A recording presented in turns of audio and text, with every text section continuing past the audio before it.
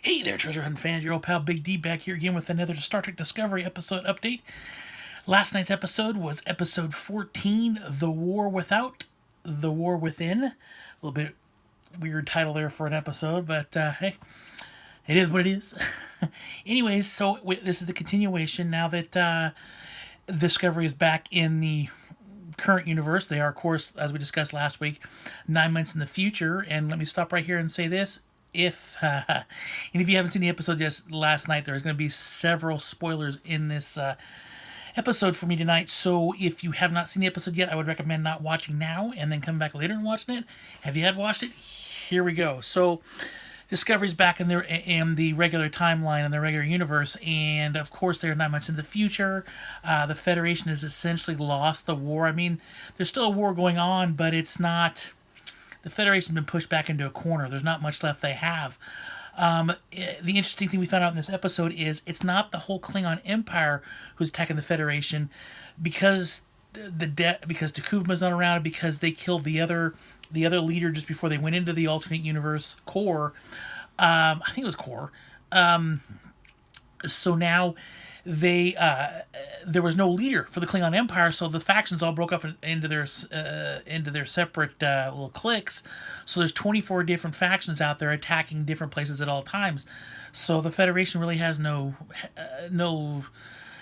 way to combat this at all, because they're constantly fighting on all fronts. There's no coordinated attacks. It's just one of these factions want to attack and take a Federation planet over. And actually, in one part of the episode, they had said that over 20% of the Federation space is now occupied by Klingons, which is quite a bit, considering the Federation has a pretty large size and it's pretty big and vast. So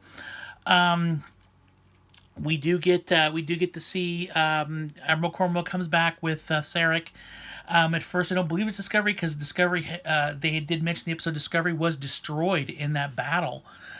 We did find out at that point that was the ISS Discovery from the alternate universe. That kind of funny.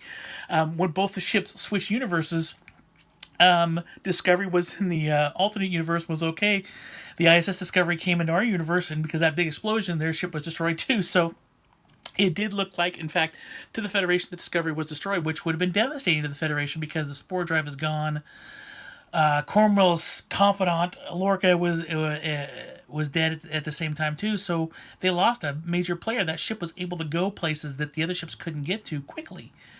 So once Sarek does a mind meld on Saru and is able to see everything, and they kind of maps everything out for Admiral Cornwell, so she now knows what's happening. And although she's very devastated, she's really upset that Lorca wasn't her Lorca, it was some other Lorca.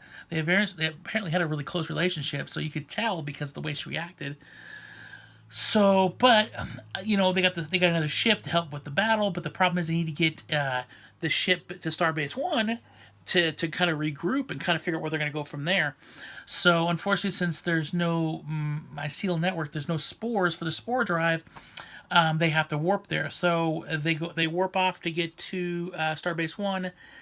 They make it to Starbase One, and Starbase One has been attacked and has been taken over by one of the factions of the Klingon Empire.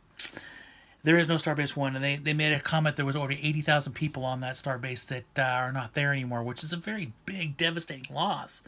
So not only is the Federation crumbling around them, people are dying left and right, and to be honest with you, Klingon Empire is not that far away from Earth, and Earth is the last bastion of hope for the Federation at this point. The Klingons are getting closer every day. So, as we all remember, when Burnham was transported back to Discovery, she grabbed onto Emperor Giorgio with her. So now Emperor Giorgio is now kind of a prisoner on Discovery. They're not sure what to do with her, because she hasn't done anything wrong, but they know what kind of universe she comes from, and they're not really sure what to do with her. If they let her out and they expose what she is, they bring up a really good point during the episode. Is, could you imagine people knowing that there might be an alternate reality where people they lost are still alive? They would try anything to try to get to that universe to get those people back, and as evident by what we saw with Burnham. Burnham literally brought her back because of a mistake she made earlier on. So they're not quite sure what to do with her. But they realize, of course, the episode that if they want to win this war, she's the one that can help. And she kind of baits him a little bit. I kind of feel like she baited him a little bit. Like, she kind of is using this to her advantage, because her thing is, I'll help you win this war, but you need to let me go free, which is kind of scary, because what is she going to do out there? What kind of damage can she do? She's obviously a very somebody you want to be around. She's obviously got a lot of charisma to her, but she's also a tyrant, so you're not really sure what she would do. Could she raise an army and go up against the Federation? Could she pull the same stunt she pulled in the alternate universe? Who knows? But they're kind of stuck between a rock and a hard place at this point because they're losing the war and they're on the verge of collapsing, so they need help. So they enlist Captain Giorgio's help. Well, I'm sorry, Emperor Giorgio's help. So they come up with an idea of they need to go to Kronos. She said that Burnham goes to her at one point and says, "How did you guys defeat the Klingon Empire?" Because in the alternate universe, Klingon Empire is destroyed. How did you do it? She's like, "Well, you got to go in and you got to strike hard on Kronos, which is their main planet. You go in there and strike hard, they will pull back because they'll worry that their main base of operations has been either destroyed or at least heavily damaged. So they can't really just go, although the spore drive can, and so they have to come up with an idea of getting more spores, which Stamets comes with an idea of shooting what little I'm not really sure how to explain it, what little like seedlings I guess he has left, shoot them into the planet and creating a way to grow them really quickly, which they do, and it works. They now have spores, and so their whole thing is they're now going to take the spore drive. They figured out that there's these large caverns underneath Kronos that were formed by lava flow over millions of years.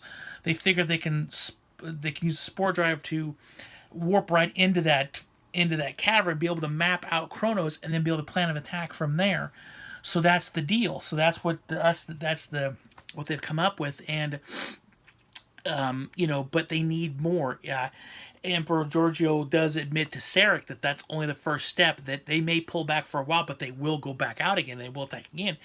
And she uses this as another positioning chip for her. She's like, "Listen, I know how to completely destroy them, but you're going to need to set me free."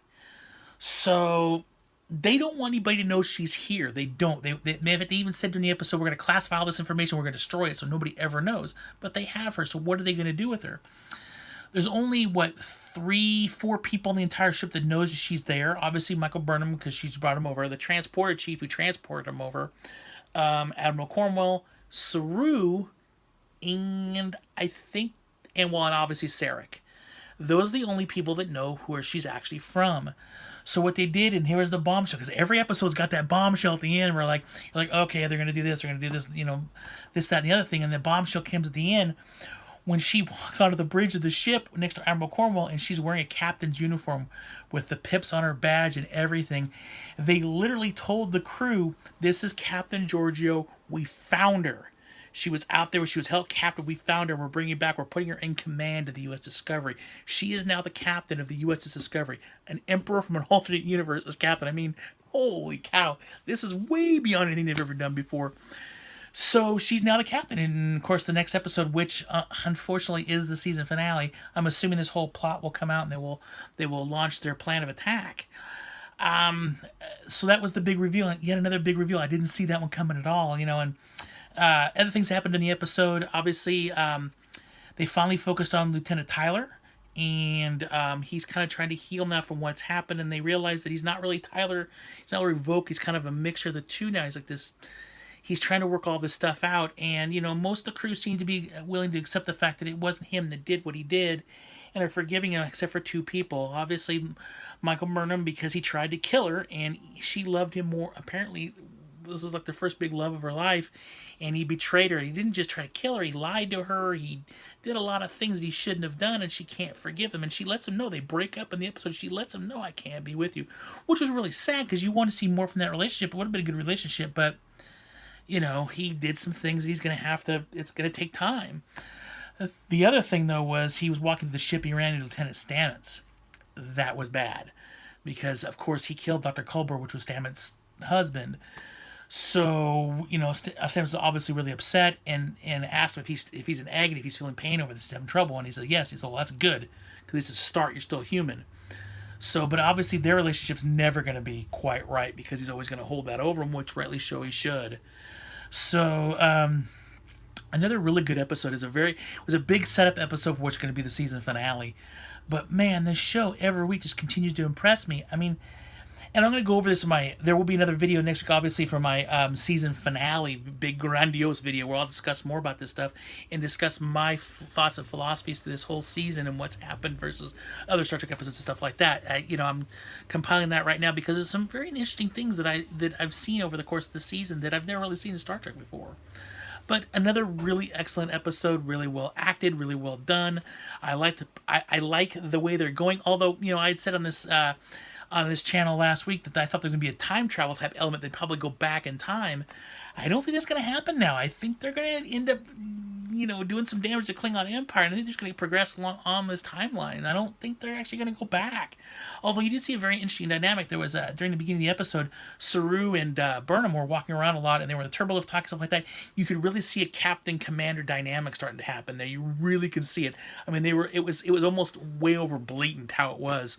So I foresee that obviously being nurtured and moving on. And even Cornwell didn't seem to be as upset with Burnham as you think she would, because, again, everybody blames Burnham for the start of this war, but she even seemed to be like, okay, kind of letting it all go and going, look what Burnham did, all the stuff that she, how she's helped out the crew and stuff like that, and the stuff she's done since then. So I really think that she will be the first officer, and I think that, that's the way they're going to progress in season 2 of the show.